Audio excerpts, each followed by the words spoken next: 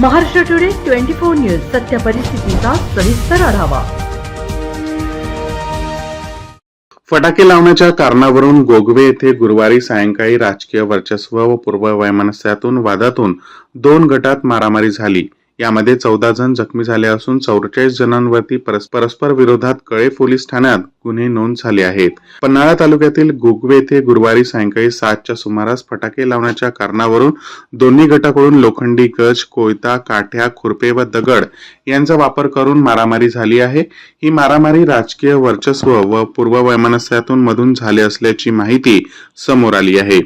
झालेल्या मारामारीमध्ये दोन्ही गटाकडील एकूण 14 जण जखमी झाले असून जखमींच्या वरती कळे प्राथमिक आरोग्य केंद्र व CPR कोल्हापूर येथे उपचार सुरू आहेत।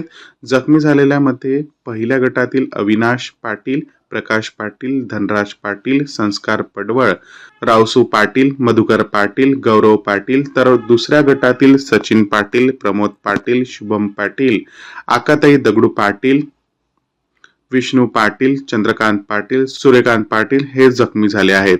मारामारीची माहिती मिळता शाहूवाडी विभागीय उपअधीक्षक आप्पासो पवार यांनी तात्काळ कळे पोलीस ठाण्याला व घटनास्थळाला भेट देऊन दोन्ही गटातील एकूण 44 जणांच्या वरती गुन्हे दाखल केले आहेत।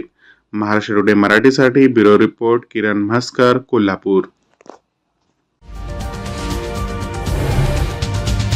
आजच महाराष्ट्र टुडे 24 न्यूजला सबस्क्राइब करा आणि सत्य परिस्थितीचा सविस्तर आढावा पहा।